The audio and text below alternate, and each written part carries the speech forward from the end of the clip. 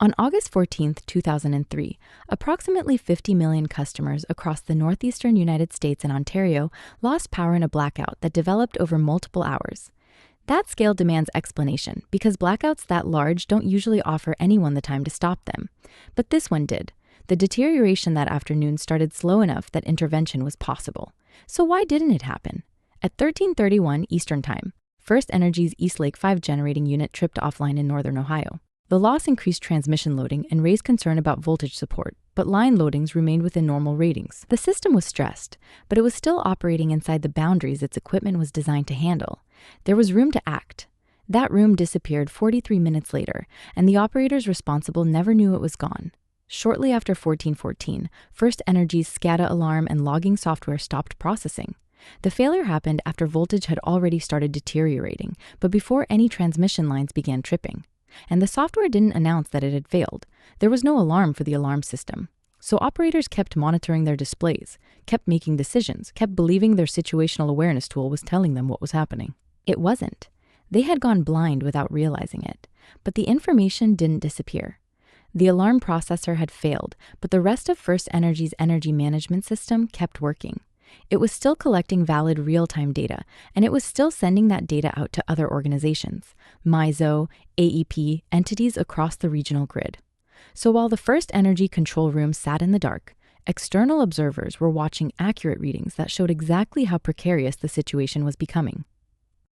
The people with the authority and the responsibility to act had lost visibility into their own system. The people who could see didn't control the equipment. That inversion mattered because the physical system wasn't waiting. Transmission lines were carrying increasing load. As they did, they heated up. As they heated up, they sagged. And as they sagged, they made contact with trees. When a line touched vegetation, protection systems took it offline. That forced its load onto the remaining circuits, which increased their heating, which increased their sagging, which brought them closer to their own trip points. Every failure made the next one faster.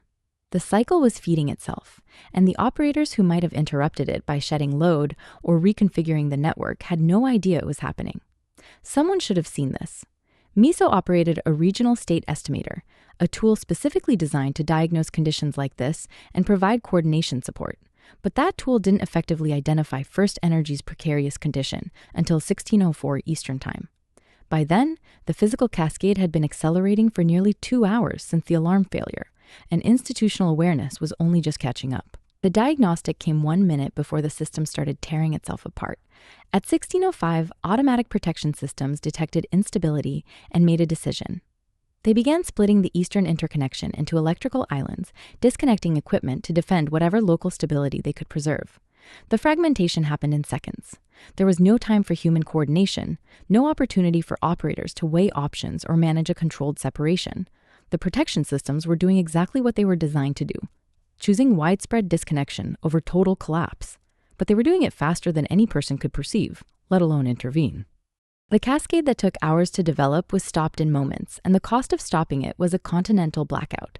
But not everywhere failed. In western New York, a large island serving about 5,700 megawatts of demand stayed online. It was anchored around Niagara and Street, Lawrence hydro generation, and because generation and load were balanced there, the protection systems left it intact. That island became the seed for restoration in New York and Ontario, and its survival proved something important. The grid didn't lack capacity everywhere. The cascade wasn't total equipment failure. It was selective separation. The protection systems had enough intelligence to distinguish stable regions from unstable ones and preserve what they could, which means the blackout didn't happen because one critical component broke. It happened because 4 different speeds compounded in a way no single institution could track. Physical equipment deteriorated over hours. A silent tool failure blinded the local operators, while external observers gained the visibility that should have belonged to the control room. Institutional coordination lagged behind the physical cascade. And when the protection systems finally engaged, they fragmented the network in seconds, faster than the deterioration, faster than human perception, and vastly faster than any coordinated response. The system outran its observers. And once that happened, separation was the only outcome the grid's defenses knew how to execute. Not because anyone made a single catastrophic mistake, but because different parts of the system were changing at speeds that couldn't be reconciled, and the people responsible for holding it together were always going to be the slowest thing in the room.